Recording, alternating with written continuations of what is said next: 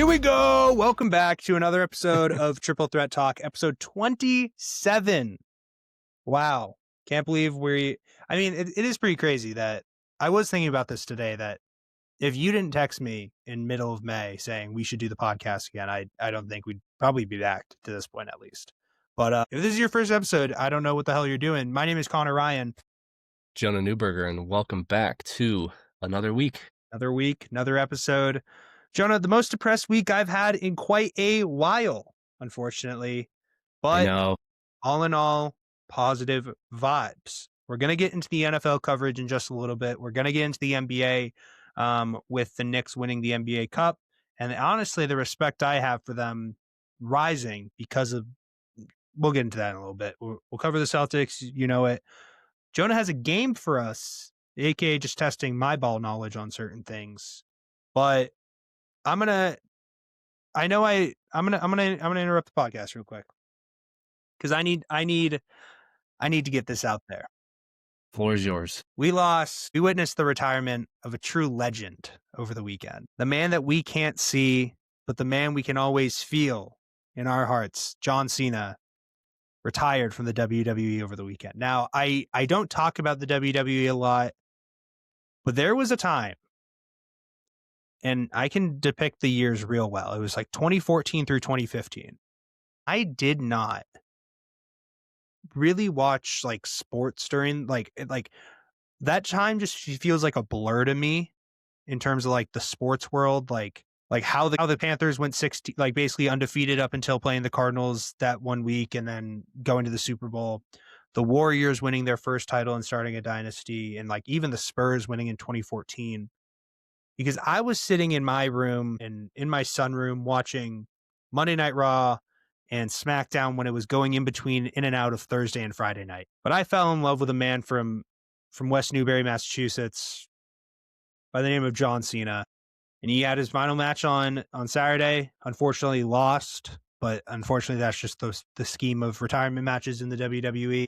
I cried a lot. That's the truth. I don't know if I'd be where I'm at today if it wasn't for John Cena, and I know that's the most weird thing I could say right now, but it is the truth. But when we talk about like people being the right person for the job, I'm so glad that there are certain people who are famous in this world, and John Cena is one of those people, not only for what he did to the WWE, but also for just so many people with his contributions to the Make-A-Wish Foundation being the most, I don't think he's the most requested, but he's granted the most wishes. And if you can't support that, I got a lot of issues with you. Shout out, John. Thank you, Cena, for everything. Anyway, continuing on the depressing train. Patriots lose to the Bills. Yes. Connor, they were up 21-0. I'm well aware. Big choke job. The defense didn't step up in the second half. Will I get to the penalties? I'll mention it right now. Wasn't the biggest fan of some of them, obviously. We didn't have Will Campbell. That's why we lost. Didn't have Will Campbell, correct. Penalties were tough. It's going to be both ways regardless, but if they're the way that we jumped out to a great lead, very happy with that. I wasn't super stoked about how the defense played in the second half, and obviously a lot of that was sometimes giving just the ball up. But the primary issue was special teams. Too many times where we would score and then instantly they'd be nearly midfield position because of a kick return. I know the Bills have a very solid kick return unit, but you got to take as many yards away from Josh Allen as you can and not give him as much of a chance.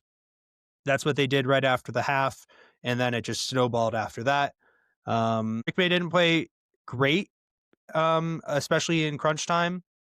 I'd say there were two plays that really showcased that. It was the miscommunication between him and Booty, I think, on the right side. It was the miss underneath throw that should have hit Booty, or no, it was the missed on the right side. I think it might have been Hollins or Diggs on the right side, and then Booty was coming underneath, and Booty was open and could have got the first.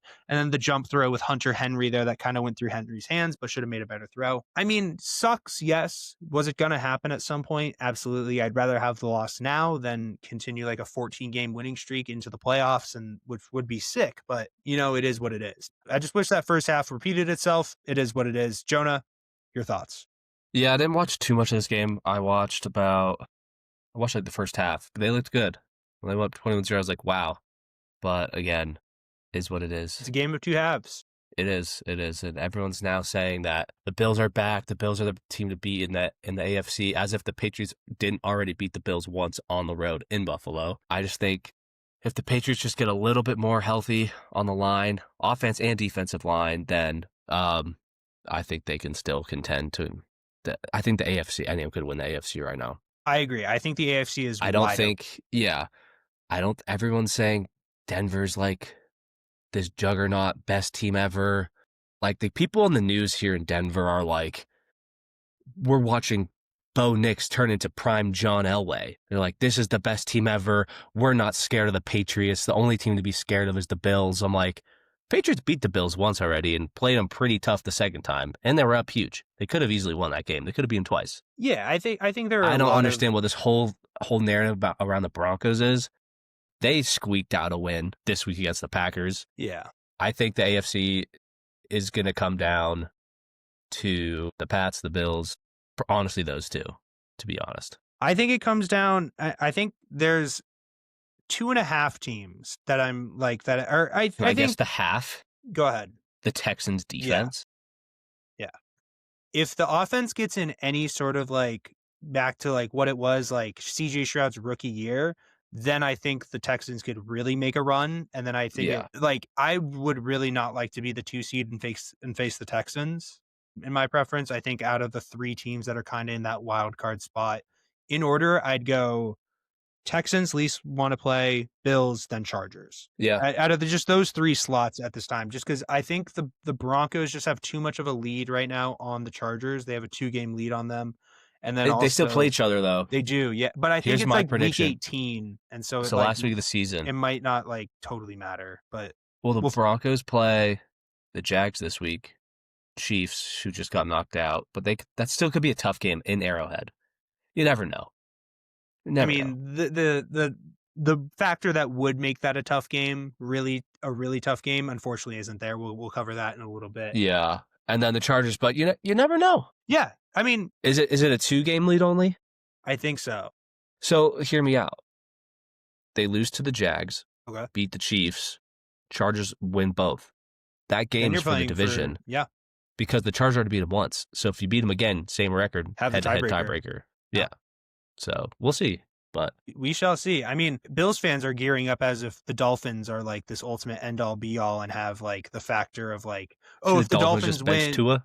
Yeah, Dolphins just bench Tua, and like it's not even for Quinn Ewers. Yeah, it's Quinn Ewers, and like I can't remember who their actual like backup is, but I remember I was telling my coworker today, and he was like, "Oh, is it so and so?" And I was like, "No, it's Quinn Ewers." And he's like, "Oh, that's not fun." I'll tell you right now. Yeah.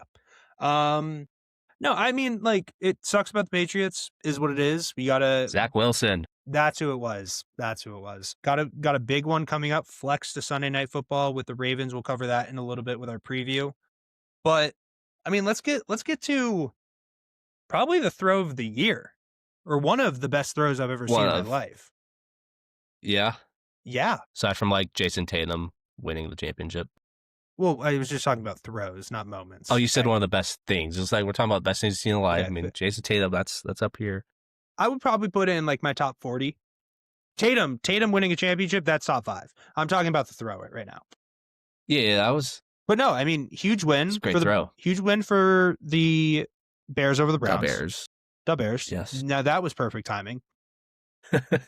The only thing I was hoping for more, and I obviously wanted the Bears to win in this one, I just would have loved to see Myles Garrett get a couple more sacks.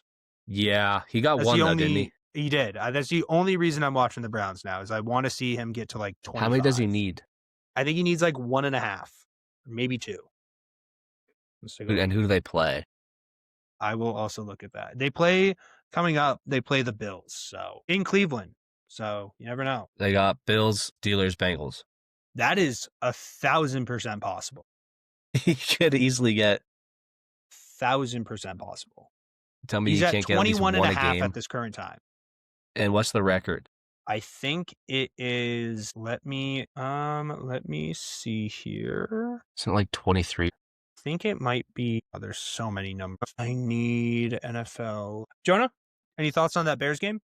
Yeah, I didn't really watch any of it, but I watched some highlights. They look good. Up to, was that 10 wins now? 10-3? 10-4. 10-4. Got 22 and a half is the record, tied by Michael Strahan and So TJ Watt. And So he he's at needs 21 one. and a half. Yep. He's 1 to tie it, 1.5 to break it.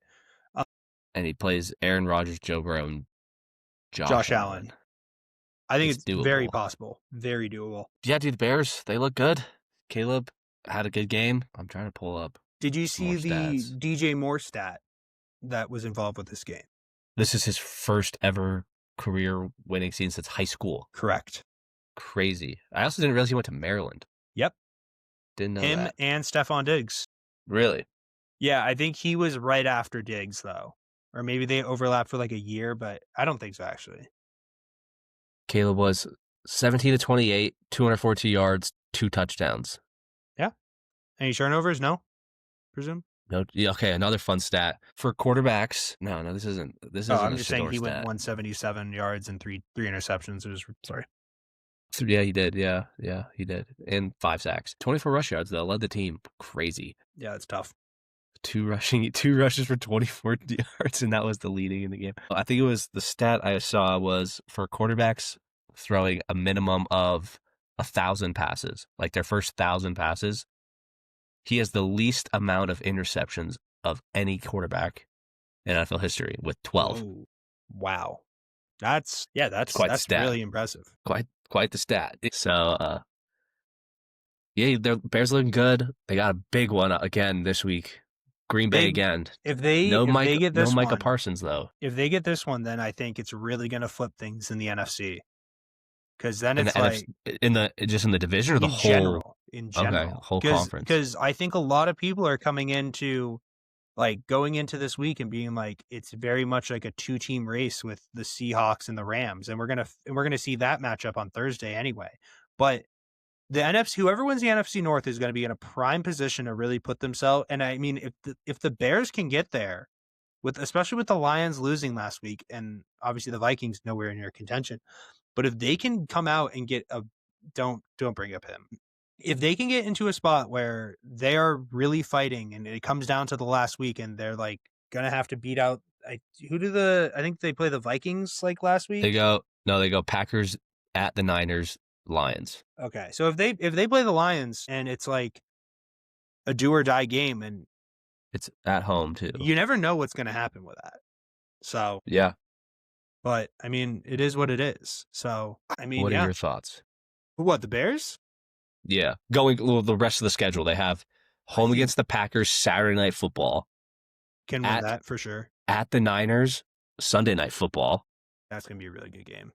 And then last week, home against the Lions to be determined, which could be another night. Could be the night game, I think. Probably. I don't know. I mean, depending obviously on how the first two go, it could be. Yeah. Because I just feel like if that game will decide a division, I don't think it might not decide the division. I don't think it will decide the division, but if say hypothetically. That could be flexed to the afternoon game. The late afternoon game. The Lions kind of just went out and then if the Bears go 1-1, then I think it'd be. They go 1-1, then you'll have a 3-team tie. Yeah, depending on what the Packers do, you could have 3 teams at 10 wins. If the Bears beat the Packers, if the Bears beat the Packers, that puts them up 2 games on the Packers. They'll put them at 11-4 to their 9-5 and 1. So this is a big game. That one is gonna haunt them for better, for worse. You never know. Probably for worse. Yeah, because I think because who do the Packers have remaining? Packers have the give me a second. They play the Bears on the road, home against the Ravens, and then at Minnesota. Easier. And then the Ravens game's Saturday Night Football. It's kind of funny. On Peacock. That could be an interesting game. So they got back-to-back Saturday weeks? Yeah. Okay. I mean, yeah, it will be interesting. I think that Ravens game, because the Ravens are still playing for the division, aren't they? Yeah. Because I think if they lost, I think it might come down to this week though, because I think if they play the Patriots, Packers, and then the Steelers the last game of the season. That Steelers game the last week of the season could decide the division. That could be the Sunday Night Football game. But I think it would basically need to be let's see, Steelers beat play the Patriots, beat the Packers for the Ravens. Well, it depends what the with the Steelers Ravens do as well. The Steelers have at the Lions, at the Browns, home against the Ravens. They could definitely lose against the So, Lions, and I mean the Browns is a toss-up, but like if a they, lot of these I could think, come down to the last week of the season. yeah, I think like as much as there is the issue with like people kind of pointing out the fact like the NFL doesn't really have like a true favorite, I think that's kind of what is making it so exciting this year. Like Yeah, there's there not isn't, one team that's yeah, because it's not like well, maybe the Rams, I mean, yeah, like that's probably the closest to like a true tier one but didn't team. But didn't they lost to Puka the Panthers. They've lost to like other teams and such. Like any team has didn't beaten Puka really any and team. Devontae both get hurt? Yeah. So Devontae, I didn't really get like the full breakdown, but let me see here. So because I know Puka got like hit pretty bad. They're basically Yeah, his was saying, weird. I yeah, they're saw it. saying for the Rams aren't ruling out Devontae Adams just yet for Thursday night matchup. Basically, he's re-aggravated his left hamstring injury. Yeah, But Sean McVay says Adams was optimistic after the injury, but cast doubt on whether the receiver should be able to play on the short week. I don't think so, yeah, just because probably not. you're in a position of like you got to look towards the future at this point, and I just don't think that he should play. But I do appreciate like this is a year where you like sure there's almost like there are some like questionable like really you think that they would win it sort of teams, but it like each team has a legitimate reason and like also a legitimate fault. Like if okay, ready? Patriots. Not a lot of Yep. experience, a lot of balance like offensively, very sound, very consistent, great balance. Defensively, solid. Biggest flaw, haven't been there in quite a bit of time and especially with this unit. And we also just we can see like their defense definitely has issues. The Bills are Superman and Batman and Robin with James Cook and Josh Allen. Their flaw is the rest of the team. Like they don't have the best wide receiver core. They don't have the best defense. Like we clearly saw what the Patriots offense can do against that Bills defense. Like their Yeah. offense is great. Broncos are I'd say the complete opposite, where it's their defense is everything, and then their offense is kind of shaky at times, but obviously has shown awesome flashes. Texans are the same. I'd say the Broncos version of the NFC of the AFC South, and then I mean the teams in the North, sort of thing. Then Mhm. you go to the NFC and it's like, all right, awesome. The Rams are probably the most complete team, but now Yeah. injuries are slowly creeping in and affecting them. And obviously, we've seen what other teams can do to them when they're not at their top tier. The Packers are losing players because like losing offensive players with Tucker Kraft and Golden and Jaden Reed, who's been out for majority of the year, and now Micah Parsons. And then you get to the factor Yeah. of like the Lions aren't as good as they were defensively. The Bears, I'd say, have some issues with like Dude, they have how many injuries they have on the defense? Oh, exactly. Like their defense is kind of like just holes at times because of the injuries. Seahawks, I just say they don't have a consistent running game with Kenneth Walker and uh-huh. Charbonneau. Like I think their passing game is great. Their defense is unreal, but I think it's just you don't have that balance factor. The Yeah. Niners are riddled with injuries. The Eagles don't look consistent as they once did. And then really, do we trust anybody in the NFC South at this time between the Panthers and the Bucks? I wouldn't really say so. Yeah. So when you look at that, sure, it's from a perspective of like a gambler or from the perspective of one of these BS media companies, they're going to be like, oh, it's really tough. Like, oh, I'm going to say this one because it's obvious because of like the one side, but it's like, you got to evaluate both sides. And when you do, a lot of flaws within each team are going to show. And Yeah. that's what's special about this year is like, there's going to be a flawed team to win. And the moment somebody brings up like, oh, I think it's like a fake ring, it's like you can instantly just point out, well, what about every other team that was in the conversation? Yeah. So, I mean, yeah, like I'm excited for the playoffs. I'm excited to see where the Bills and where the Bears and the Patriots are going to end up. I'm excited to see what the paths are going to be. But I mean, the craziest part about this playoffs is this is going to be the first playoffs without Patrick Mahomes. And like, let's be real. Unfortunately, Unfortunately, I just don't happy like that him. he isn't there. Unfortunate of the way it happened. Yeah. But this we seriously might not see Lamar, Joe Burrow, or Patrick Mahomes in this playoffs. And I think that's where the Josh Allen narrative is coming in of like, this has to be the year. And Has to be. I agree. Yeah. Because like I love Josh Allen. I'm a big Josh Allen supporter, even though I'm a Patriots fan. The concern has always been, can he beat Mahomes? Can he beat Jackson? Can he beat Burrow? He's beaten Jackson, I think, in the past, but it's the question of can you beat Can Burrow? he And beat Drake May? We don't know if he can beat him in the playoffs. that's what I'm saying. But it is the question of, like, if Josh Allen doesn't do it this year, like, say hypothetically, if the Patriots or the Broncos or the Texans go to the Super Bowl, Yeah. there's going to be a serious flaw in Josh Allen's career. And you can look at the playoff wins that he has. It's an aging Phillip Rivers in 2020. It was against the Steelers a couple of years ago, and it was just setup game after setup game before the actual thing. If he doesn't do it this year, a lot of people are going to have a lot of concerns, and I understand there's the analysis and just appreciating a single player and what he does. But if you come down and dictate wins, there's no bigger impact on wins for a team than a quarterback. And the narrative about it is going to change if he doesn't show up. So, but we'll cover the Parsons and Mahomes injuries real quick. I didn't see the Parsons ones. It was he like slipped on the grass trying to like tackle Bo Nix. It was weird. Which is odd because I feel like you don't really see, and I don't know, maybe I don't know this, but I feel like you see more ACLs and injuries on turf compared to grass. And Denver has grass. So I was like, okay, I wonder, I don't know. I mean, yeah, I think it's like, it definitely is more common on turf just because of the concrete under it factor and like the pressure it's creating on the knees and the legs. Like, it still can happen obviously on grass, but it definitely is less common just because it is a more natural feeling and bouncier and everything like that. I understand like what Ryan Clark had to say about it. Send it to me. I'll take a look at it. What Ryan Clark said about it, like, I understand what he was trying to say, but he phrased it really weirdly. And it was like, the whole point of it was like, this injury happened because of Bo Nix, and it was him chasing Bo Nix down.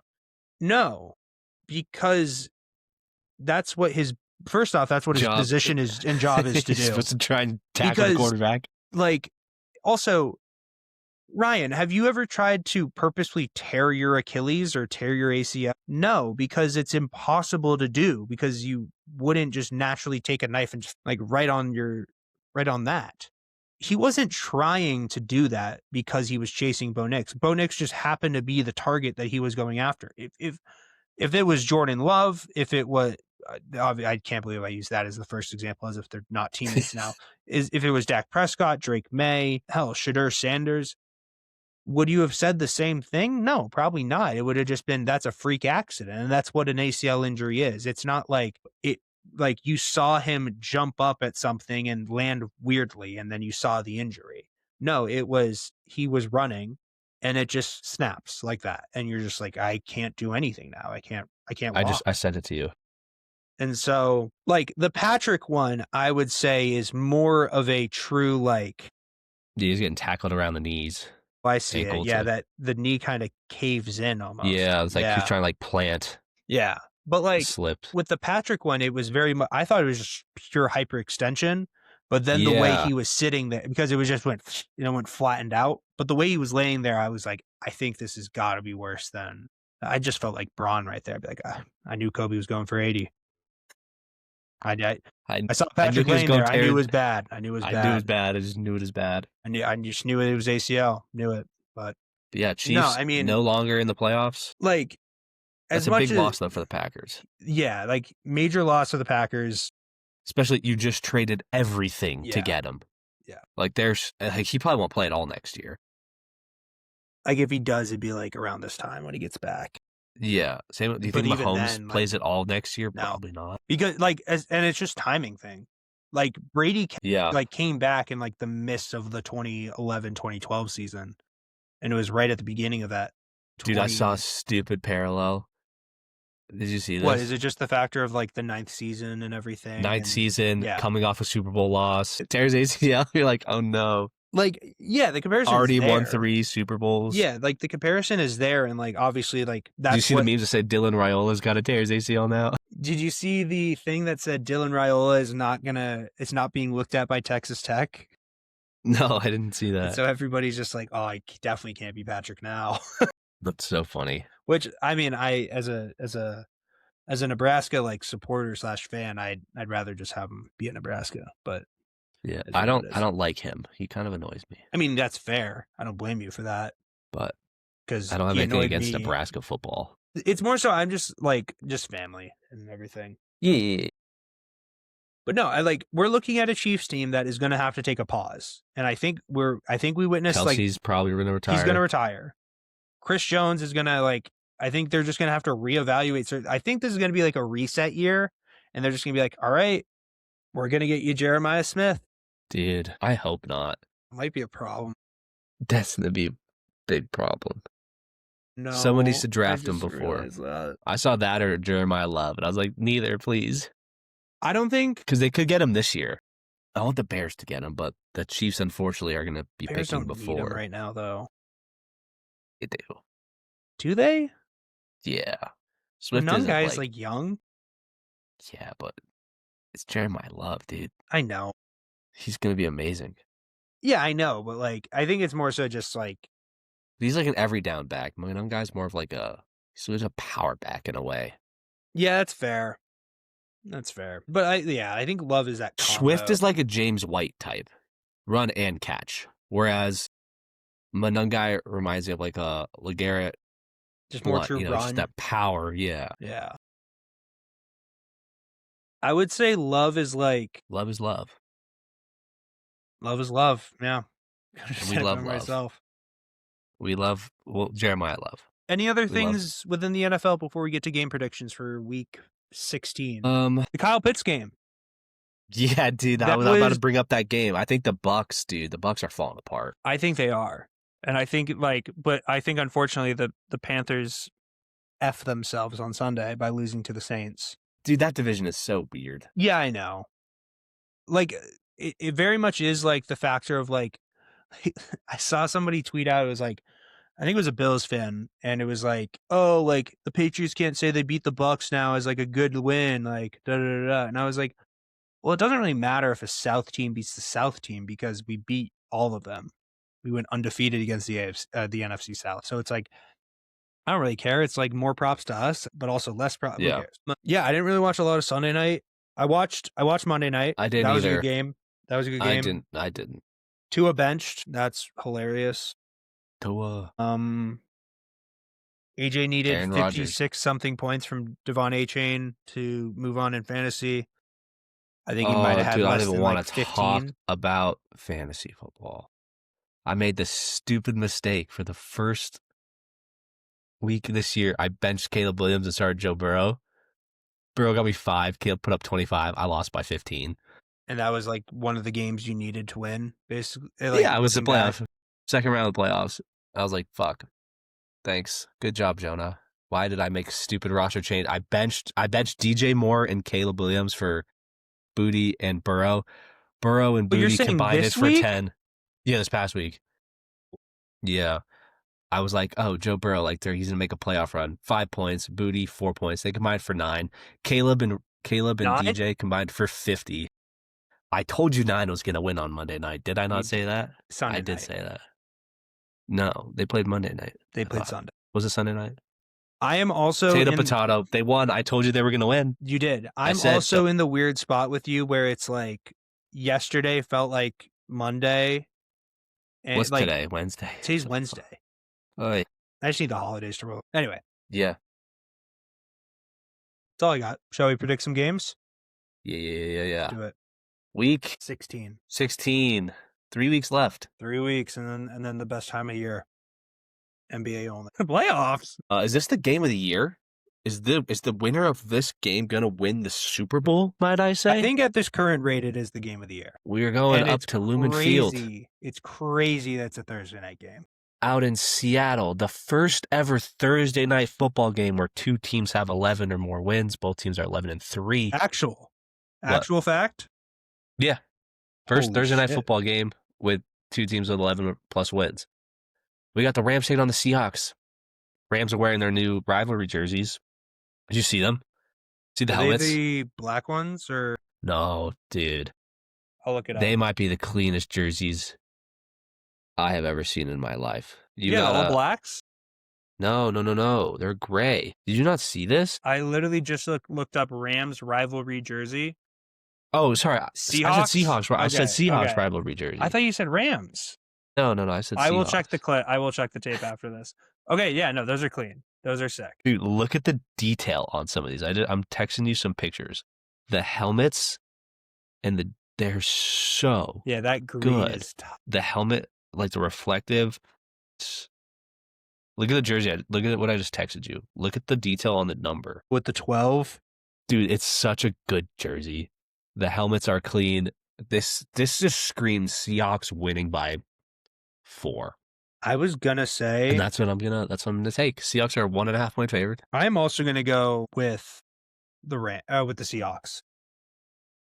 I like it. I'm just worried a little bit. I'm not a little bit. I'm very worried about the injury status of Puka and Devontae Adams, especially this time of the year. I think they'll obviously be fine for the playoffs, but this is quite literally their biggest game of the year, and I think they're both going to want to play. It's just the question of will they? I mean, who knows? We could be. I think it's either going to be like Seahawks win by 3 or 4, and then it's going to be, or it's Rams win by 2 touchdowns, and I wouldn't be shocked by either. Really, anything in between, I'd be like, oh, okay, sure. Yeah. I'm gonna go with the Seahawks. Fun fact: speaking of Seahawks, did you know Probably in not. 1942 to 1944, Was the United States Navy incorporated at 4 different colleges: University of Georgia, University of Iowa, University of North Carolina, Chapel Hill, and St. Mary's College of California. Those 4 schools, they initiated pre-flight schools basically because of the war. The Iowa pre-flight team went 25-6 in a 3-year span, got up to number 2 ranked in the country. In their best year where they got to rank number 2, they lost to the number 1 team in the country, Notre Dame. Okay. Really? Yep. What does this have to do with the Seahawks? They were called the Iowa Pre-Flight Seahawks football team. So Okay, I literally was just doing some research on it before this. I thought it was pretty cool because I was looking at, I was talking to a friend of mine about Notre Dame the last time they won a championship, 1988. Damn. He thought it was 83 or 86. It is what it is. And I basically pointed out this to him, and I thought it was pretty cool. But give me the Seahawks. Yes, it is the Seahawks. We got a couple Saturday games this week. We got 2. Can't wait. So First excited. game, Best 3 time of the year. p.m. Eastern time on a Saturday. We got Eagles headed to Washington. I know you won't care about this because you won't be watching. Same time basically as the college football playoff. This is awesome. Actually, I might. This is awesome. Just I watched college throw football on a playoff. laptop. Just put the college football playoff on a laptop, and then you watch the big screen NFL. Yeah, but this game's gonna suck. Yeah, I know, but like it's football. Give me the Eagles. Eagles. Yeah. Eagles. Fly, Eagles, fly. Mm. Yeah, it's the Eagles. Yeah, give me the Eagles. And a cover. Saturday night football. I love a Saturday. This is your game of the year. This might be one of my games of the year. I've got a lot of games of the year, but I'd love a Saturday night football game. Something about a night game, it's just better than Sunday too. It's way better because the fact like you can watch the entire game and not have any regrets for the next day. Whereas none.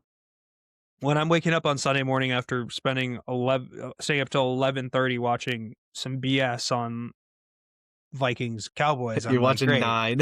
Great. I'm gritty into the end zone. Like, what am I exhausted. doing? I should go to bed. Yeah, literally. So, Packers Bears in Chicago. What was that? All these Packers fans are saying, it's the same old Bears. We beat them once already. What was that famous Michael Jordan quote?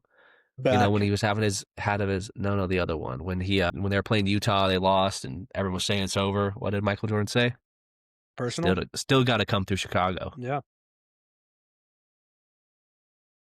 Give me the Bears. I'm also going to go to the Bears. I just think the loss of Parsons is too much, I think. Yeah, that's going to be a huge factor. And you take away your best part of the QB game. spy, your QB chaser, he made a huge difference in the first time they played. When you take him out of the game, I think the Bears are going to be able to. Caleb's going to have more time to throw. And if I think the run game will be a little bit better. If there's one thing that Ben Johnson knows how to do, it is get a crowd involved. And I know damn well those Bears fans are going to be loud, drunk, and obnoxious. And on a Saturday night, they are going to give no fucks because they're going to go, I don't have work tomorrow, so I can get violently hungover and drunk. I think they do that anyways. I mean, yeah, but this is going to be 10 times worse. But now they especially have a reason to do it. Yeah, and it's the Packers, so it's like, let's get rowdy. Did you see the statement that the Bears posted like an hour ago? I think I sent it to you. Did I not send it to you? In regards to The stadium. I did not send it to you. Whoa! Yeah, they're basically saying they might move to Northwest Indiana. So the Indiana Bears, here we come. You can read the whole statement later. It's really weird. They're not getting like funding or approval from the state or the city. Yeah. And now they're trying to. Arlington Heights is like not in the plans to be starting construction in 2026. It's very interesting. I'm like, just rebuild Soldier Field, or Well, they're just stay they're including Northwest Indiana about as like a possible location. Yeah. Which Northwest Indiana is Gary, Indiana. Have you ever been to Gary, Indiana? No, I'm aware. You don't want to go to Gary, I'm Indiana. good, yeah. It's like, what? Just rebuild it in the same location or next door. It's not that hard. But what do I know? It's a lot of politics it's the and a Bears. lot of money that I just know I have no control over. So it is what it is. Yeah. But the Bears will be winning this game. I also have the Bears to and win taking control of the NFC North. Sunday, first game, we got Bills at the Browns. As much as I would love to see the Browns win this one. Me too. I would love to see the Browns win this. I think the Bills. Probably the Bills by like 3 touchdowns. But maybe. I think Myles Garrett. It's either going to be a blowout or it's going to be like a 3-point game. Yeah, but I do think Myles Garrett, I think he ties the record this week. You think he gets one? I think he'll get one. I think he gets one. Yeah, for sure. As much as Deion Dawkins needed to do everything in his power to prevent the edge rushers of the Patriots from and he had to hold everybody and also fall on them half the time. Yeah, I already Schno University you, Deion Dawkins, you aren't that good at left tackle. And Myles Garrett is going to put you in the blender and you're screwed. So who knows? Wait. But give me the Bills. Yeah, give me the Bills. Chargers at Cowboys. What an interesting Week 16 matchup. I understand that they're basically out of playoff contention at this current time unless the Eagles lose out and they win out. But I think this is a game that, if the Cowboys lose this, I think it'd be really embarrassing. Because you're talking about a team. They will. Give me the Chargers. Whoa. I have the Cowboys. I just think their offense is way more balanced than the Chargers right now. Would you have said that against the Vikings last week? Yes. What happened? I still think they have a more balanced offense than the Vikings. Yeah, but what happened? The Vikings have a better defense. No, the Vikings have 9. I don't understand what happened from you being the biggest hater of JJ McCarthy to literally. I just think it's funny because they're so bad. They're not doing it. What are they? If they're 6-8, whatever. Yeah, I was gonna say if they were, it's just a funny meme at this point. If they were 9-5 competing for the division, you'd be like, I fucking hate this guy. Fuck this guy. Yeah, but they're just so bad. It's just, and he's now winning. It's just like a joke. I just love it. I don't know why. I mean, he played pretty well. Fair. But I'm taking the Chargers here. The Cowboys. All right, fair enough.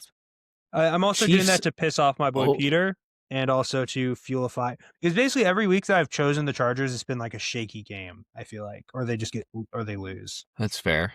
Some reverse psychology. I don't know. Who knows? Yeah. Chiefs at Titans. First game with no Patrick Mahomes. I really wanted Alex Smith? Gardner Minshew. Oh God, give me the Titans. There's a Titans. lot of me that wants to do that as well, but I just think the Chiefs defense is a lot better. Nah, dude, they're shutting it down for the year. That's fair. They're 1-5 on the road. It's not like the Titans are any better at home. They're 0-7. Even though Kelsey came out and said we're still going to play hard football. Yeah, because you just don't want to say you're going to tank the rest of the year. Chris Jones said we're going to keep fighting, and then found out mid press conference that they were eliminated from the playoffs. They're out of the playoffs. Yeah, keep fighting. Next game. Bengals at Dolphins. Yeah, I'm going to need the Bengals to win this one. I'm really going to need this one because especially when the Dolphins come to New England in Week 18, I just want them to be on rest. I want no Tua. I want Zach Wilson or Quinn Ewers.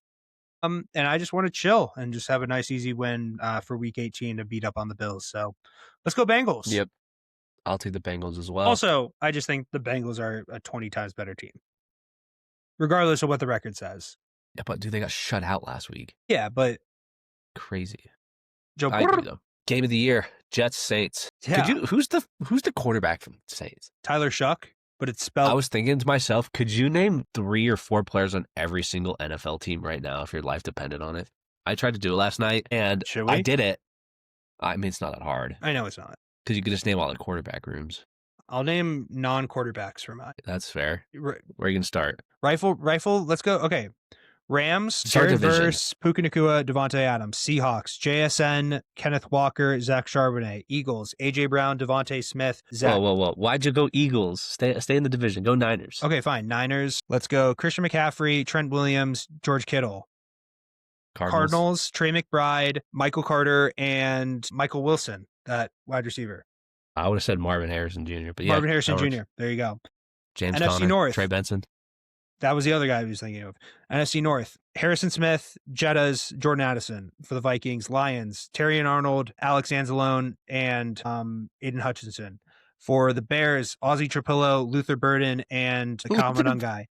Shout out Luther and Ozzie. Packers, I was going to say Kenny Clark. That would have been a sore subject. Let's go Matthew Golden. He's named their whole wide receiver room. Tucker Kraft and used to be Brandon McManus. Right? Sure, Brandon McManus. NFC East, Eagles, Brown, Smith, and Dickerson. Saquon. The Commanders, Marcus Mariota. I don't care. Backup. He's a quarterback. Sure. No. Ja'Cory Krosky-Merritt, Zach Ertz, and Jonathan Allen still on that team? If not, Bobby Wagner. Doesn't matter. Or did you say Terry McLaurin? Scary Terry's Did you say Debo? Well. I did not for either. So fair enough. Giants. Scadaboo, Neighbors, and Abdul Carter. For the Cowboys, Kenny Clark, Overshown, and then George Pickens or CeeDee Lamb, whatever. And then NFC South, Brandon Aubrey, Bucky Irving. NFC South is where I struggled. Bucky Irving, I got Rashad White, Tristan Wirfs. Panthers, J.C. Horn, Derek Brown, and Chuba Hubbard. Saints, Olave, Chase Young, and Cameron Jordan. For the last team in the South, who is that? The Falcons. Bijan Robinson, Kyle Pitts, Drake London. Great trio of skill players. Done with the NFC. AFC West. Let's go. Chargers. Lad McConkey, Quentin Johnson, and Omarion Hampton. Chiefs. Let's go. Raiders, sure. Genty, Max Crosby, and Trey Tucker. Trey Tucker. I was going to say Jacoby Myers. Oh, no, he's on the Jags now. That was the next one I was going to say, but then obviously Jaguars. Let's see. Chiefs, I'll go Chris Jones, Travis Kelce, and Isaiah Pacheco. In terms, Broncos, Zach Allen, Nick Benito, Patrick Surtain. Not throw picks. AFC North, Ravens, Kyle Hamilton, Malachi Starks. Who's the right tackle? For the Ravens? Yeah. I don't know. It's Roger Rosengard. Come on. Anyway, Kyle Van Noy. And then we'll go Steelers. Derrick Henry. Cameron Hayward, Patrick Queen, Jalen Ramsey. Browns, Myles Garrett, Denzel Ward, Quinshaw Junkins. And then for Bengals, Trey Hendrickson, Jamar, T. Higgins, Chase Brown, whatever. AFC South and AFC East is what we have left. South, Colts will go Jonathan Taylor, Alec Pierce, and Michael Pittman Jr. For the Texans, we'll go Daniil Hunter, Will Anderson, and Al-Shazir. For the Jags, Jacoby Myers, BTJ, and Foyesade Luakon. Go Yale. Titans. And then for the Titans, I'll go Jeffrey Simmons, Calvin Ridley, and is Tyjae Spears still playing for them? If not, I'll go. I think so. I think Tony Pollard is too. Tony Pollard, yep. Yeah, I think Spears is. And then AFC East is all I have left, or? Yeah.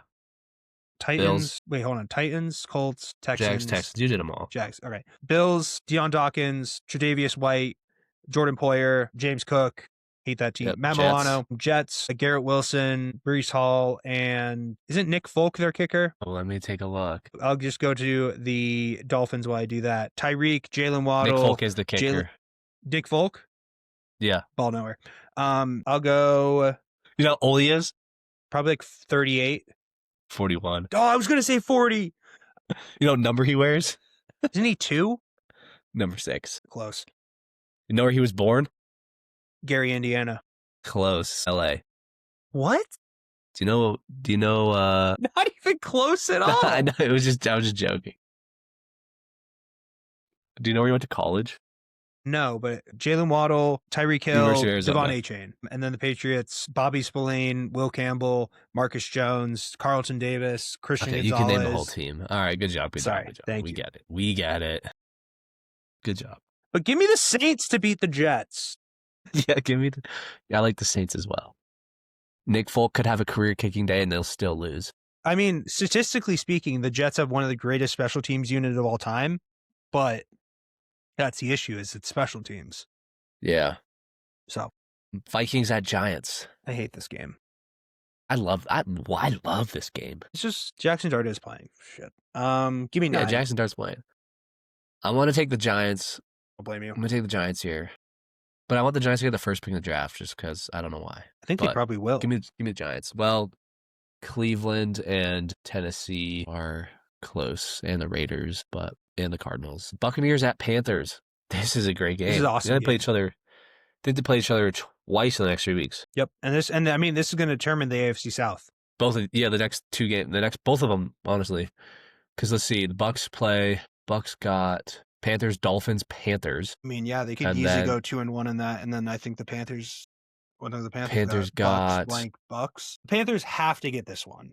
If they don't, then I seriously think that they are out of the playoffs because they're not going to beat the Seahawks unless the Seahawks have like a way where it's like locked up or something, or if it's an off game.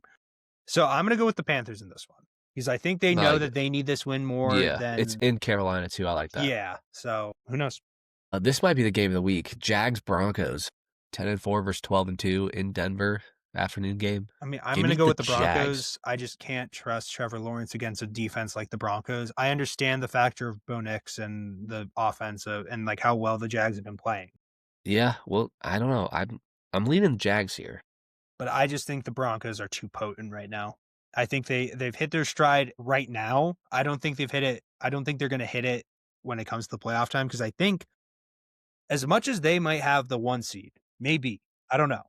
I think that is also going to hurt them because they won't have the consistency of the rhythm of the day-to-day and everything like that.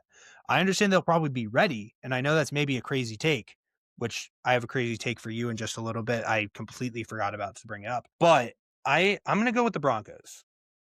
Okay. And you're going with the Jags? Jags. I like that.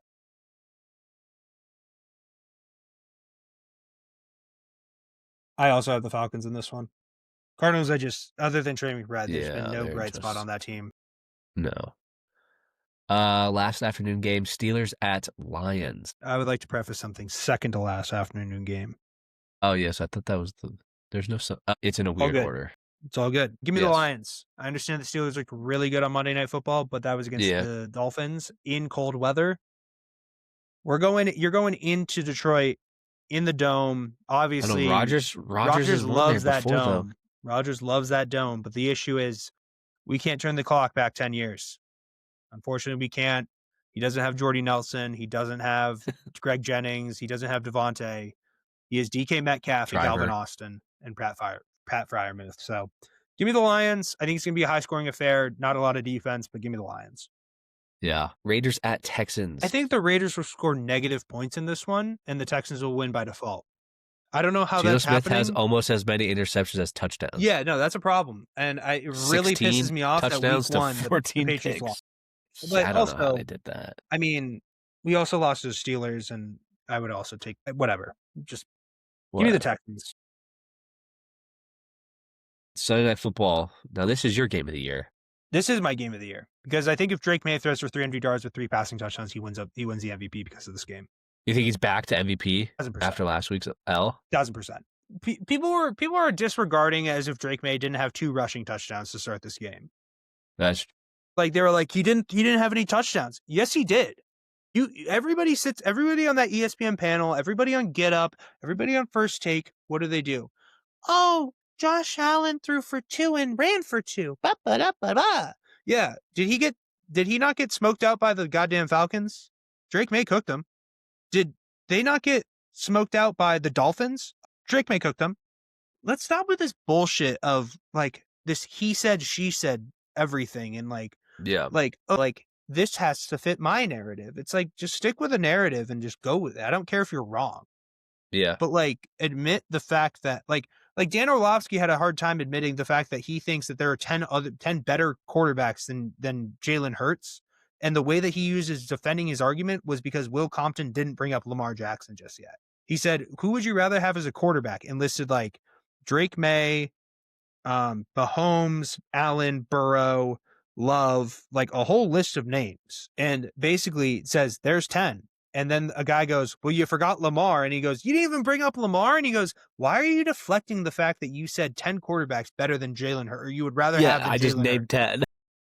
Like, what the hell are you doing? That's literally what sports media is. And I'm an Orlovsky guy. I like a lot of like some of them, but it's like I understand that a lot of these guys are idiots and have CTE, whatever. But like, it's a factor of result that has happened with process. Drake May had a bad game last week. I'm not going to deny that fact, but it's not like other than the three passing touchdowns, other than the three touchdowns that really, other than the one touchdown that was like the 15-yard strike to Dawson Knox the second time. Other than that, it really wasn't a lot because really it was James Cook who brought him to. I mean, I'm gonna Josh Allen record when James Cook rushes for less than 100 yards. Jonah, please take a guess on what you think the record is.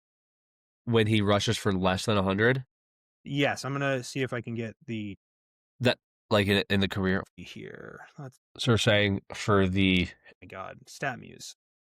how many seasons are we talking? I'm talking like all time. Here, I'll look up Bill's I don't know how many record seasons he's been. when James Cook rushes Ask for ChatGPT. less than 100 yards. Want me to look it up and then tell you? I mean, the Bills are 33-15 when James or when he has over 100 yards rushing in a game. So there's 50. Okay. So that's it's quite good, I would Yeah. say, in my opinion. So That like could I be just like I understand the factor of like thinking of what's now, but you also have to think about what happened because that's what every sports analyst does. But whatever. Give me the Patriots. Give me the I understand the Patriots. Ravens. I understand the Ravens had a really good game against the Bengals, and I know the Patriots were shaky against the Bengals. But we're like a click away from the Ravens being blown up Yeah. and no more Harbaugh and Lamar thinking probably like as much as people want to put Joe Burrow on the trade block, I would look at the Ravens and be like, sure, you have Henry, he's aging. Their defense is not heading in the right direction. I know the talent is there, but the injuries are not, and financially is just going to get tougher. Mm-hmm. As much as Joe Burrow is on the table, how is Lamar Jackson also not? I know that's a crazy thing to say, but Would you trade right now Drake May for Lamar straight No. up? whoa, that's crazy. That's a loaded question. Would you trade Caleb Williams for Joe Burrow? I don't know. Probably not. I don't know if I would. And it comes down to two factors. And that's not me trying to say that I think Caleb Williams is better than Joe Burrow. I think Joe Burrow is better than Caleb, but not by this drastic amount. It's the factor of Caleb's contract and also age. Caleb is what, 24, 25? Burrow's he's pretty 29 and has multiple season-ending injuries that have factored into his career. And then when you come into the fact, like, I'd rather deal with the guy who makes probably 15 mil, 20 mil a year at most with Caleb compared to the guy who's making 50 to $60 million and affecting that part of the team. Like, that's why I really want, like, the Patriots to go after, like, that's why I really wanted them to go after A.J. Brown, because it's like, this is literally the best time. And like next year, like they will have the cap space to attack a lot of players. And I think they will do so. But give me the Patriots. I understand it's going to be a tough one. It will, but if we get some players back, if we get Bobby Spillane back, I know Milton Williams is on the verge of coming back because of his IR stint. But give me the Pats in this one. Love it. It's a round out to week 16. We have the Niners headed to Indy. Will we see Phillip Rivers play again? I know we didn't talk about that. We did not talk about Phillip Rivers. Played good. I mean, 44 years old? Brought him down the field. Got him in a game-winning position. Their defense just choked it. Yeah. And everybody had Seahawks minus 14, and I knew it was going to be a lot closer. But will the magic last in Lucas Oil Stadium? I don't think so. I got the Niners at this one. Yeah, give me the Niners. Wow, Niners, they're sneaky this year. I think it's just the factor of like a lot of the early season commotion with them was who's better, Mac or Brock, and I think it's been clearly shown that it's Brock. Yeah. Just a lot of injuries. They haven't had like Pearsall for a lot of time. Ayuk has been out all year. Christian McCaffrey has just been healthy, and that's huge and that's like a major part for their success. The defense has definitely shown up. I like the Niners a lot. I mean, I don't know. I don't like them a lot to win the division, obviously, just because of the other two teams that are currently above them. But I mean, that's a loaded division. We're talking three teams with Niners have 10 10 wins. plus wins. Yeah, three teams 10 plus wins, and then you have the Cardinals. So Yeah, but that is NFL. yep, Jonah NBA Cup. We alluded to it earlier. You thought you picked the Knicks. I think I did. I still think I did. I did say the Knicks. I said the Knicks would get there. I didn't. I can confirm that for you. We did say last night, though, when we were texting, if we would have known Wemby was playing, we both probably would have picked the Spurs to go further than what we originally predicted. Because we both chose the Lakers. Yeah, but if Wemby was playing, because he wasn't at the time. No, remember? he wasn't. Yeah, I would have said Spurs.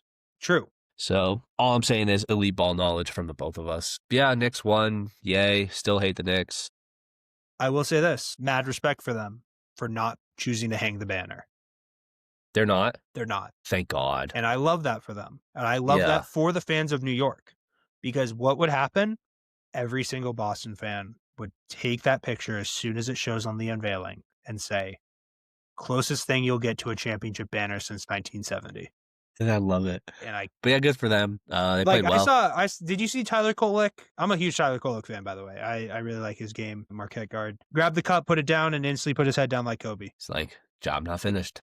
I mean, one, that, two, we saw somebody do a mere, not even close replication, but just wanted to respect his idol and got called the corniest motherfucker ever on the planet. So, it's just a little bit of a double standard. I get it. I know Tatum has the eyes of the world on him because he's the GOAT. He's the best. He's the best player, and he wins real championships, real not championships. Fake bubble Vegas championships. Yeah, I saw a Knicks fan on Twitter basically say like, "Oh my God, nothing better than winning a championship," and I replied with, "Champion."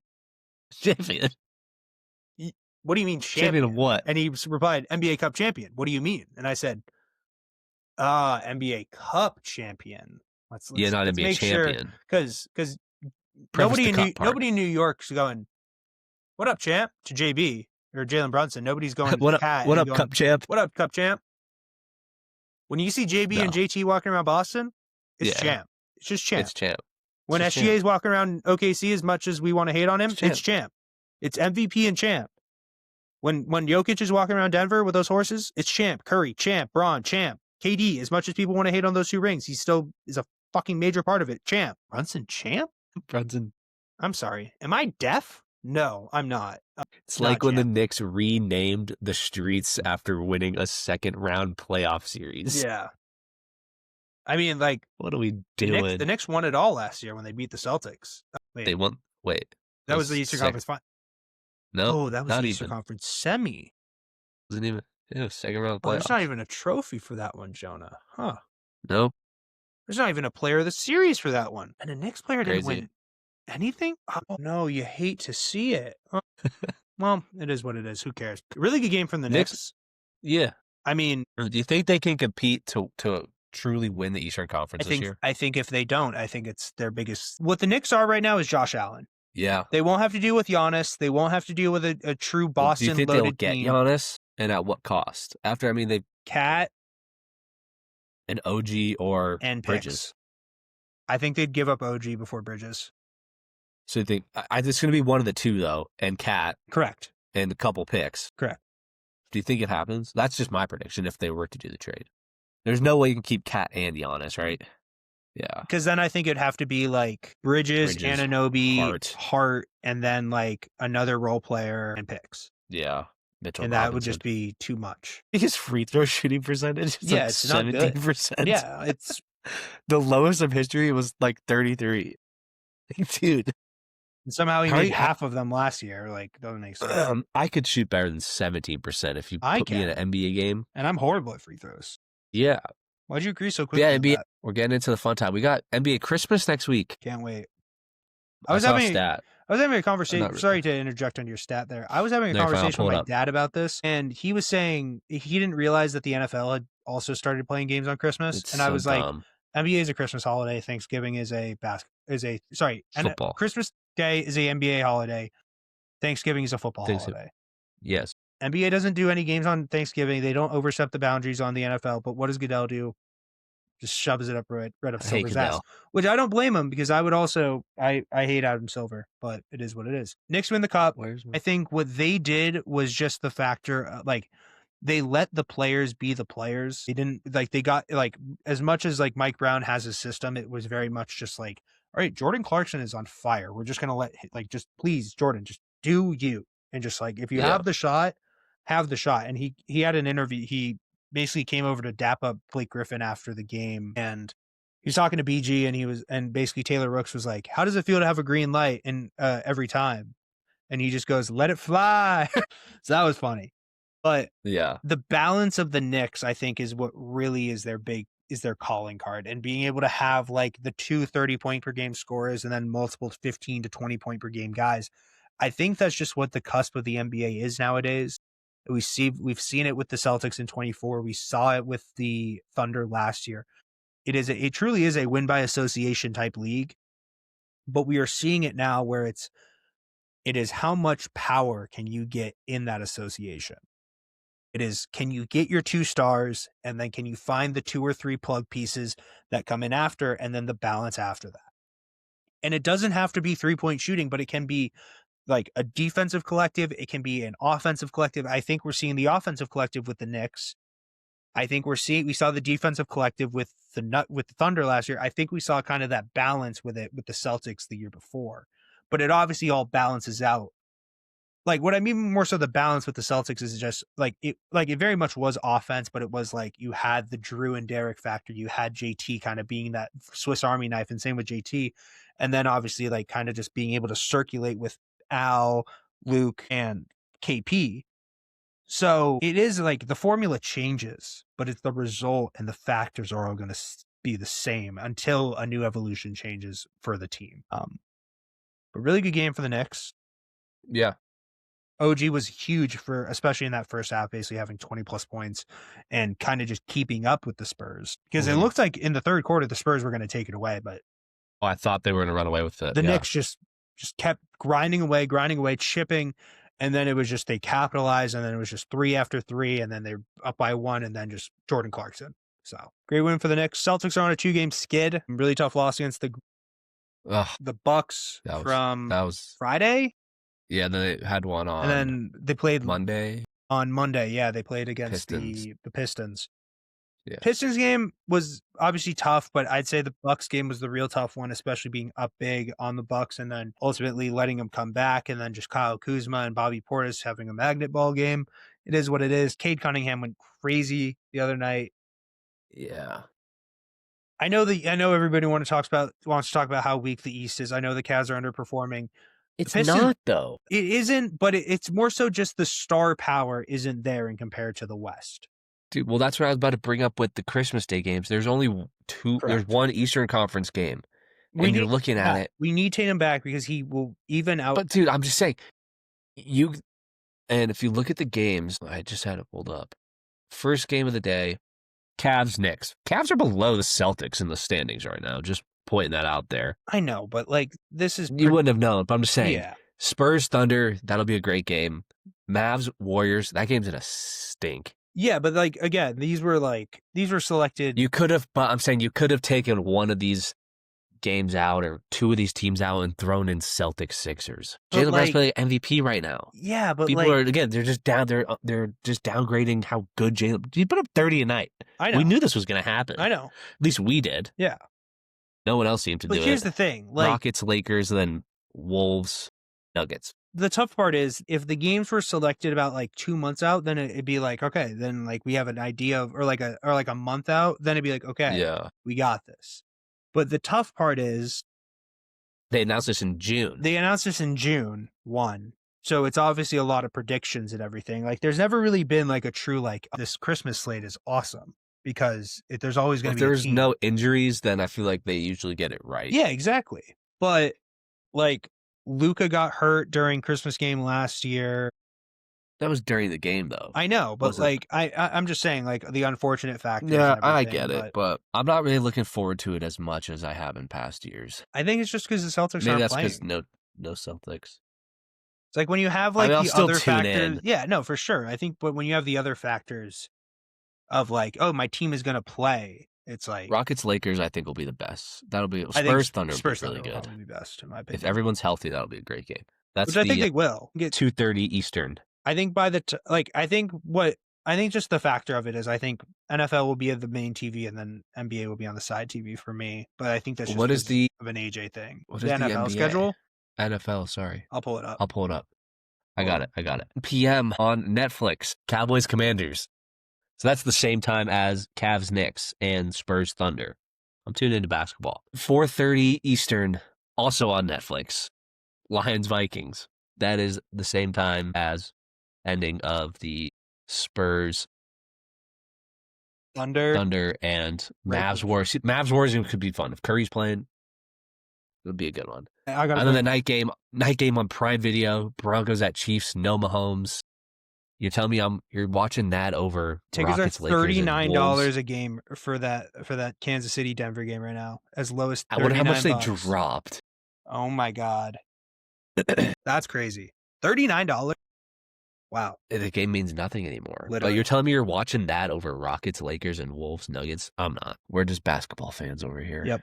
We're losers. Um, Did I ever tell you the thing I did last year when I was in Florida? So it was the time when the Seahawks and the Bears played in like that really bad Thursday night football game. yeah.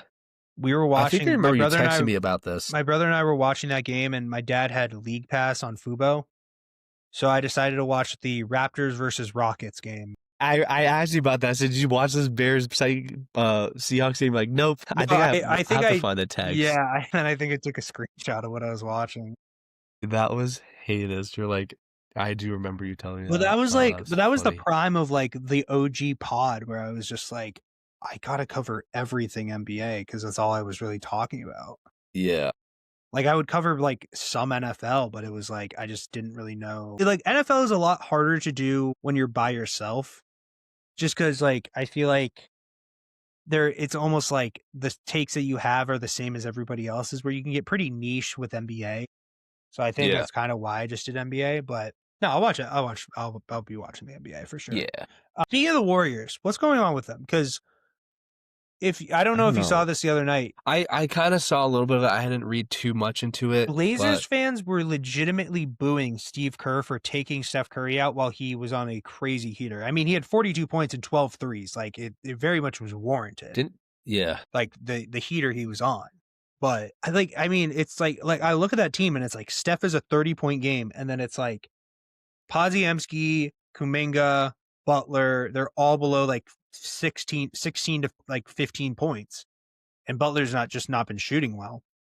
Al Horford has Draymond hurt. Draymond's hurt. Al has like Al doesn't ever play. Yeah, because he has Scatia now. Or the same thing Braun had that kept him out for part of the year.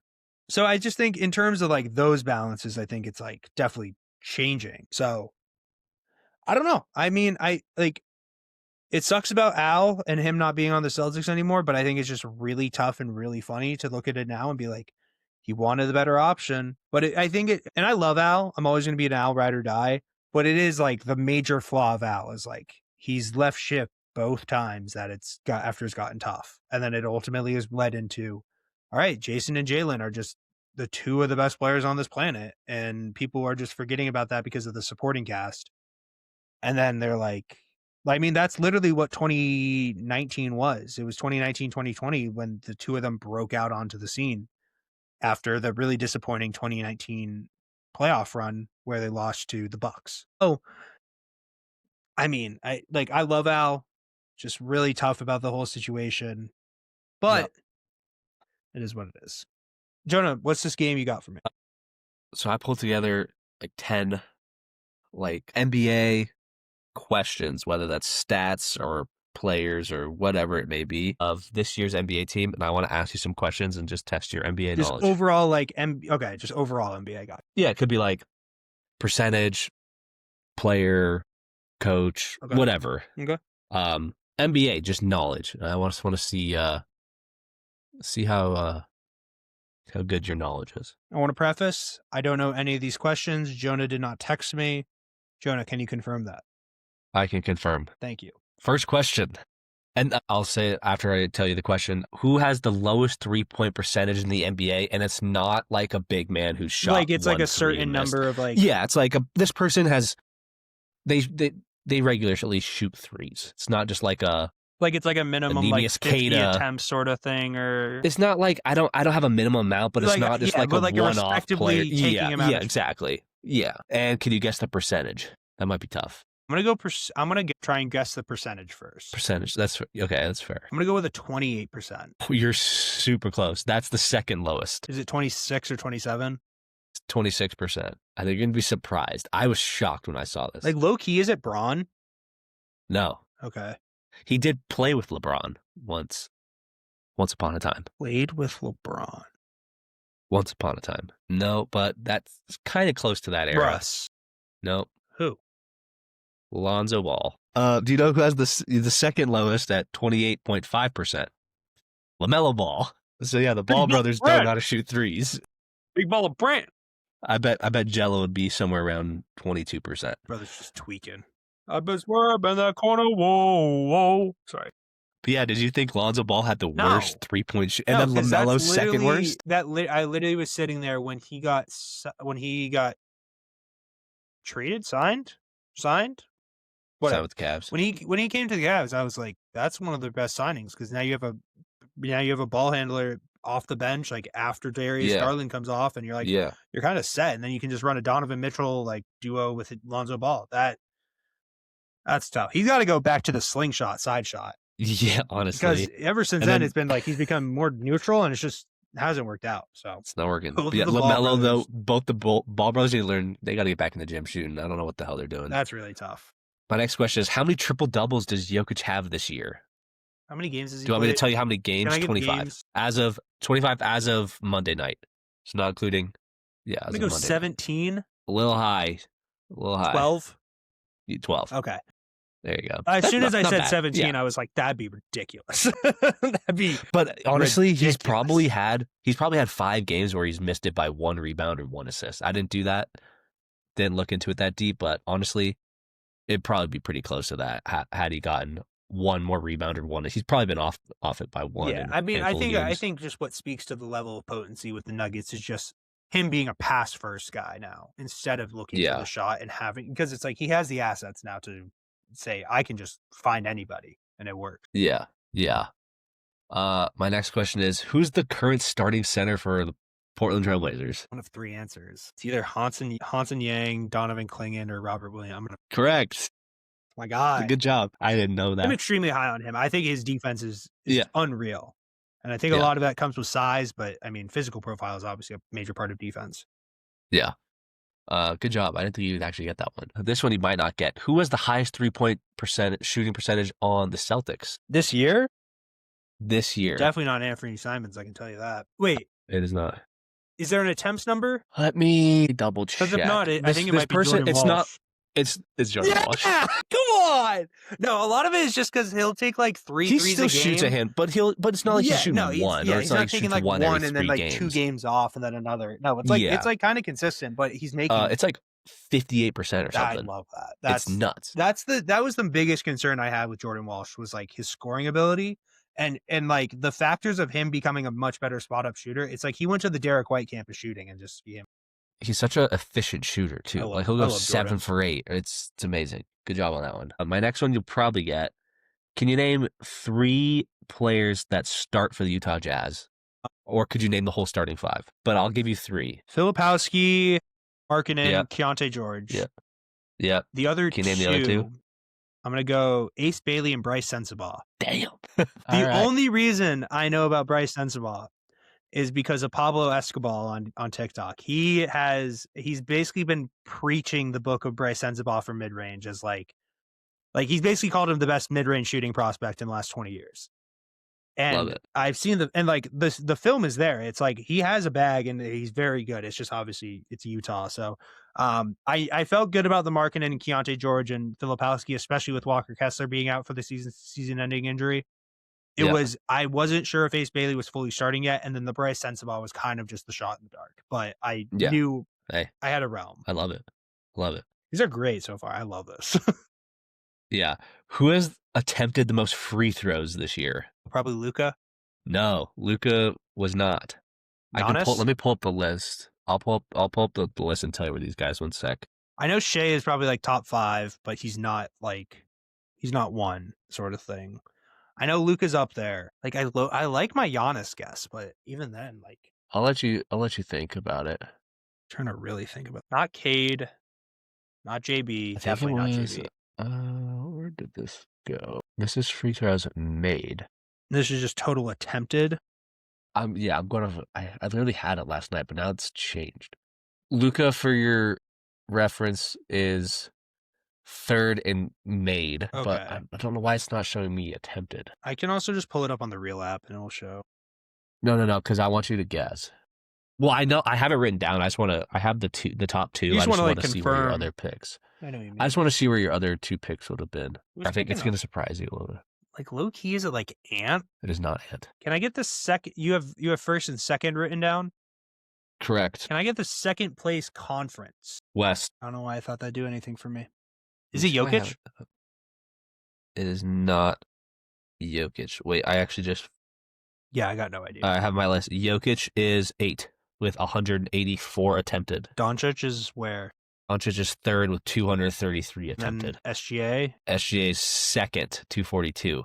Second. First place, taking the most free throws. I don't know. Denny Avila. Denny Avia? Avila, yeah. Holy. 250. I mean, he's been going crazy this year. And like, talk about triple doubles. He's up there. I don't think he's obviously not Jokic number, but like he's at least, I think, close to double figures in triple doubles. Yeah. I was shocked when I saw him. I thought that one would stump you a little Guy's bit. been going crazy. I mean, it did. My next question is: can you name 6 players on the Milwaukee Bucks?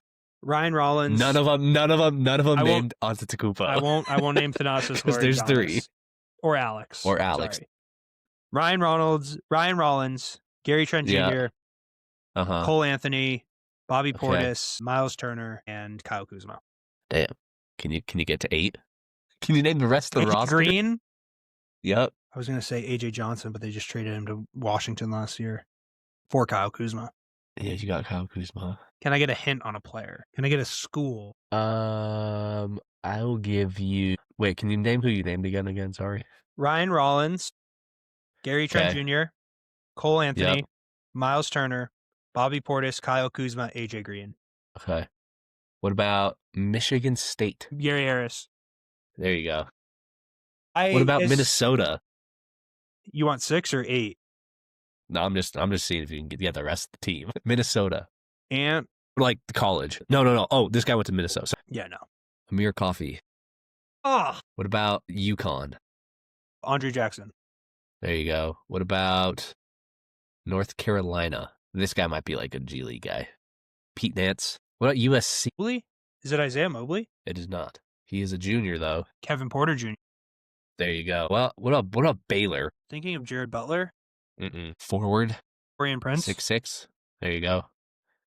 And what about Alabama? What you do is, like, when you rebound the ball, you, like, grab it with both hands. Just grab it, yeah. Grab it. It's a rebound. Thank you, Torian. Oh, what about Alabama and Texas? Alabama. Oh, God. 23. Guard. 6 foot. Marcus Sears? Yeah. Damn. And Texas. He was going to be the one guess I had, like, other than Javon Quinterly, and he's not even in the league. Texas? And it isn't Miles Turner? It is not. This guy's 27 years old, 6'10", making $2.4 million. No idea. Jericho Sims. Used to play for... You did pretty well. You named 10 of the 12 players. I'm not mad about that. And Thanasis and Giannis and Alex, obviously. And Alex, yeah. My next question is, can you name the entire starting 5 for the Pistons? Yeah, I think I can. Cade, Jaden Ivey. I'm going to go Jalen Duren, Isaiah Stewart, and this last one is tough because they have a new guy. Isaiah Stewart didn't well, at least against the Celtics, he did not start. Tobias Harris. Cade. You got Duren, Cade, yeah. Yep. Harris and Ivy. Harris. I don't see a Harris. Tobias Harris. Oh, yeah, sorry. I don't know what I was thinking. Yeah. But is Jaden Ivey on there for the starter? Because I have like 2 other guesses that it could be. As of the game they played against the Celtics, he must have been go hurt. off of that. Yeah, Yeah, I know he so no. played, but I'm just saying I think he might have come off the bench. Jaden, he did not play. I think he did. No. I want to look this up, but obviously I can't because then I would just give it away. Nope, he was on the bench. Was it that number 24 guy? It was not him, but he did play 10 minutes. Duncan Let me give you his Robinson? number. Duncan Robinson, yep. He started. So, Cade, So you have Robinson, Cade, Robinson, Harris, Duran, and one more. Was Robinson playing the 3 or the 2? That's a great question. This guy is a guard. This guy is a...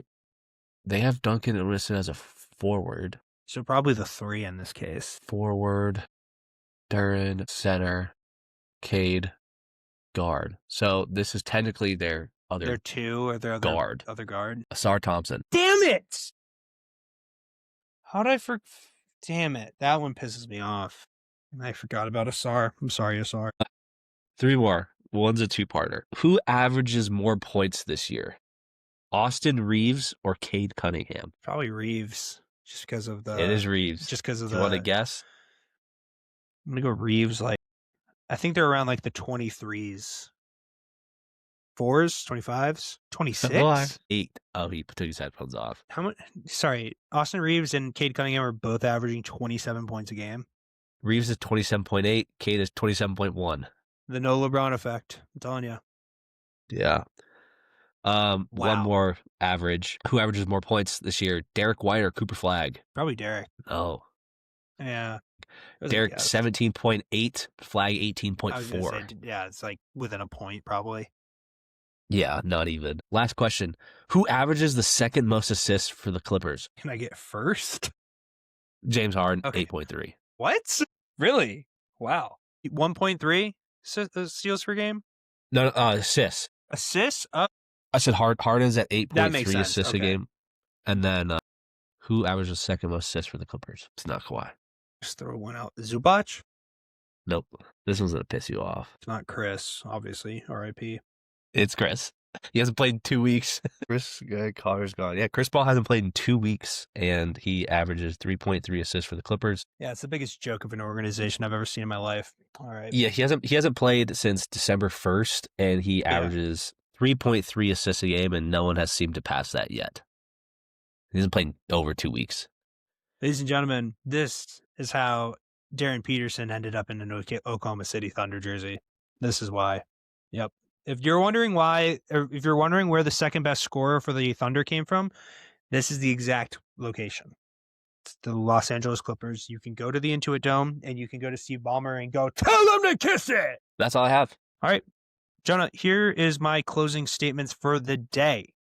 Yeah. Joel Klatt went on a podcast and said, one of the dumbest things I have ever heard in my life. Hit me. He went on a podcast called The Next Round, and he basically said March Madness is a joke. This is a quote from Joel Klatt. The NCAA basketball tournament is a joke. It's the dumbest tournament and the least fair tournament in all of sports. We put teams at odd times in neutral sites on a one-game affair. Like, that doesn't crown a true champion. We're doing anything that tells us who the best team over the season. We're not doing anything that tells us who the best team over the entire season. It sucks for the fans. And I couldn't agree less. What do you mean? Joel, where the hell do you think the college football playoff came from? Do you think it was a committee that just said, this whole bracket idea has never been done before. Let's get teams, let's seed them and put them in a bracket. Yeah. It was March Madness, you dumb idiot. Are you kidding me? That's the whole point of the pageantry of March Madness. Yeah. George Mason made it to the Final Four. VCU made it to the Final Four. Butler was 2 inches away off of a Gordon Hayward half-court heave from beating Duke in the national championship. Florida Atlantic made it to the Final Four a couple years ago. Yeah. The UConn teams that won with Kemba and Shabazz Napier that won those championships. 8. Are you kidding me? Sure, I get it's unfair sometimes. And if you're an East Coast team having to play in the West bracket and it's a 10 o'clock game, sure, I'd be a little bit upset and everything. But you play to win the game, don't you? So win the game. That's the game. that's why the guy from Oakland who shot only threes. Well, that's why it was such a good story, because he went up against the powerhouse that is Kentucky and did that Yeah. as a Oakland University guy. And my first thought was, I didn't know there was an Oakland University in California. No, it's in Michigan. Like, I just think it's like, and also to say that as if the person who he sits next to on a day-to-day basis in that broadcast booth doesn't have some of the most iconic NCAA basketball calls of all time. The amount of respect, the amount of just everything has just disappeared for my value on Fox Sports because of this take. That's fair. Like that, it's truly like, it actually does a really good job at crowning a champion, because you have to win 6 games in a row against completely different competition. Isn't the whole thing about the college football playoff and the entire issue that people have with the college football playoff is there isn't enough team representation? So we put in enough teams, we put in enough games, and you have an issue with that. I have an issue with you. That's my final take on the year. Love it. Love it. Jonah, any final words for the people? Well, Premier League is pretty good right now. Yeah. Fair enough. Some good games this weekend. Let me pull it up. I know Man City play West Ham on Saturday. I think there is where did it go? Why can't I pull it up faster? This is really making me mad. Really. Have you been following along any at all? No, not really. Not too much.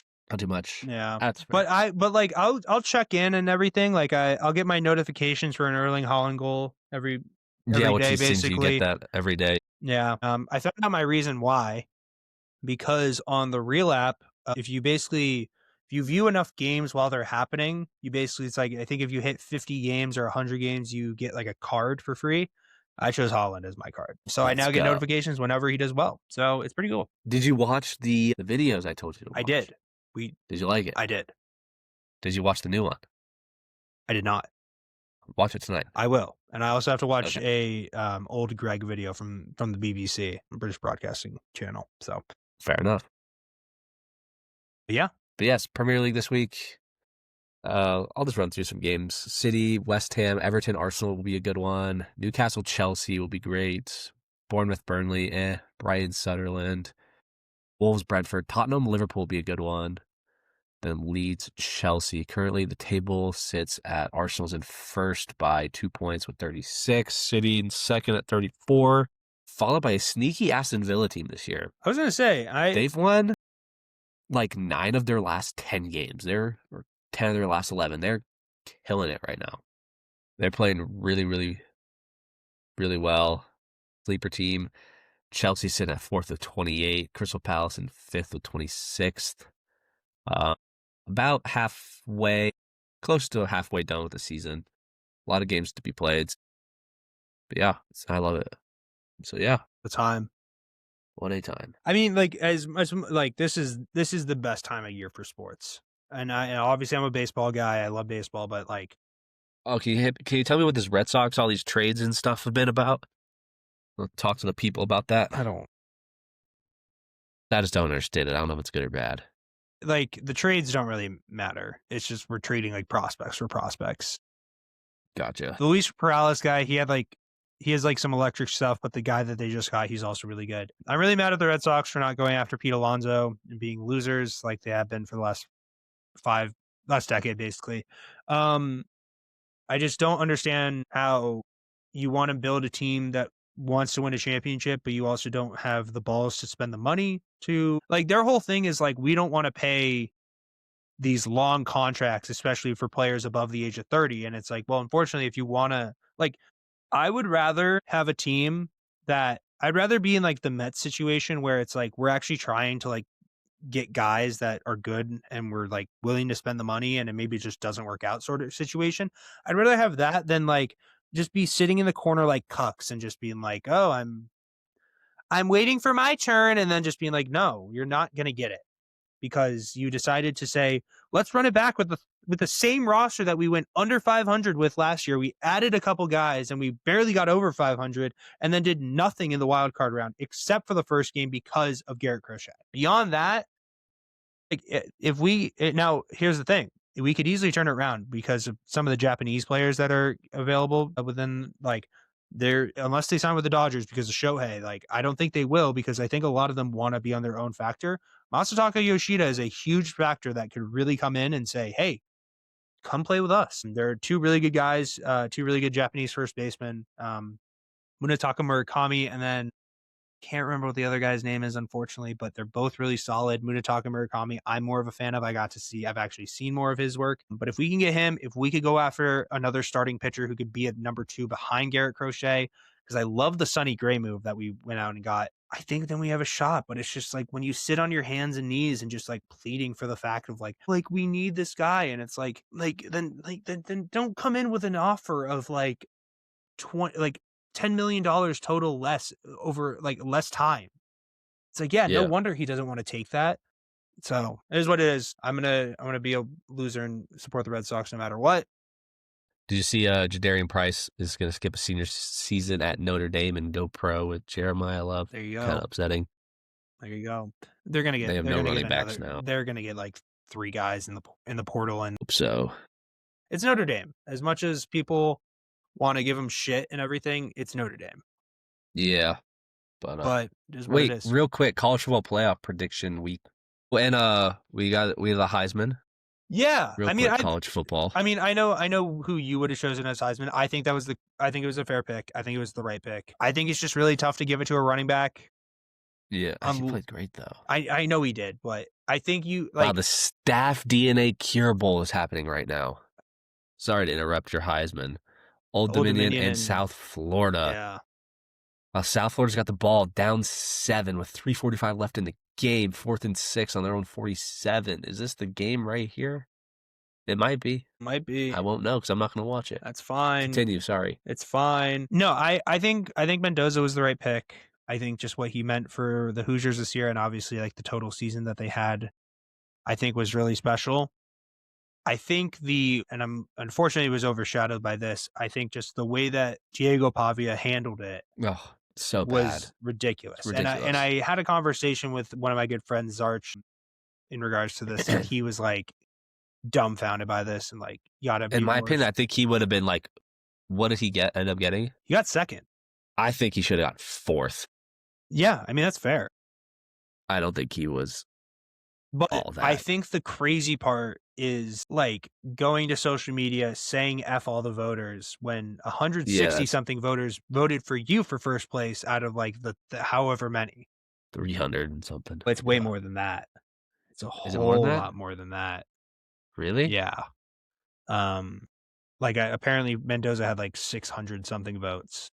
I don't know if that's like a point total thing or whatever, but no, I mean, I just think the way and also basically to then interception. Really? Yeah. But apparently there's an unsportsmanlike conduct that I think is probably done after the play, but whatever. Okay, here we go.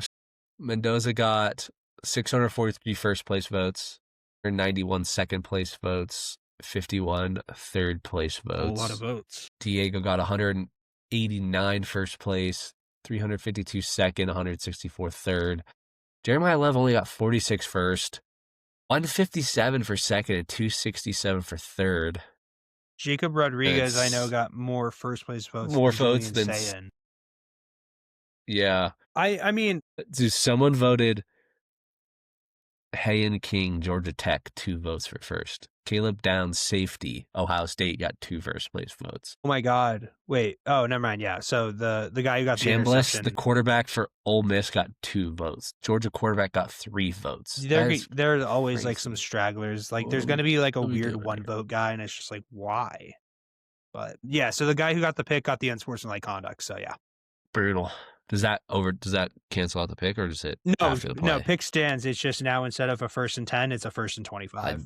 I knew Old Dominion was going to come out to play tonight. Yep. I think the main thing I leave with the Pavia situation is just like, especially like going to a New York club after and literally on a sign just having fuck Indiana. It's like, what the hell did he do? He did what he was supposed to do. He won. He won games and got the first seed. He played really well. Playoffs. He made the college football playoff, and he led his team to an undefeated season for the first time ever. ever. So why do you have an issue? Come on. Yeah. Why do you have an issue? But yeah, we got a couple games. We got the first game of the day is the Texas A&M Miami game. What do you got? I'm going to go Texas A&M. I think just being at Kyle Field is going to be a little bit too much of a factor. I understand Carson Beck and that Miami overall team is very good, but I just think that like Kyle Field is Kyle Field for a reason. So I think the A&M will win that one. All right. Respect. Tulane at Ole Miss. Unfortunately, as much Give as me I Ole would Miss. want to rock with Tulane, it's Ole Miss. And I understand the coaching change, but it's Ole Miss. The next game is Oregon hosting James I Madison. don't know if you're tapped into college football Twitter as much as I am, but JMU is on a historical run right now.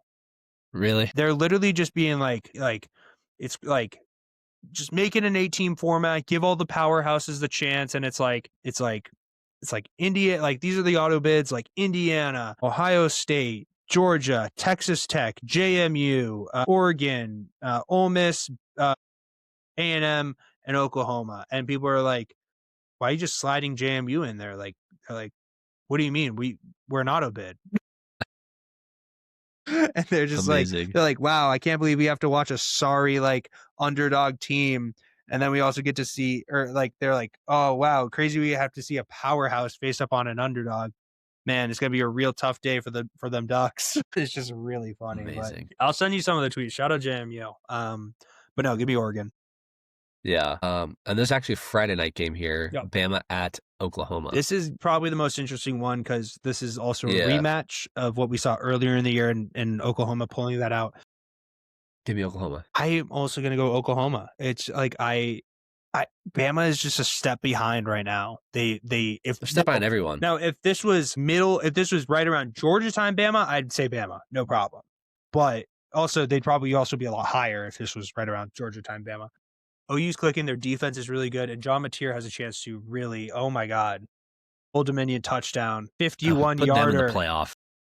51-yarder. They need to make this like maybe 18 teams. Make the winner of the Army-Navy game automatic bid into the playoffs. Like, let's just make it fun. Come on, what are we doing here? I saw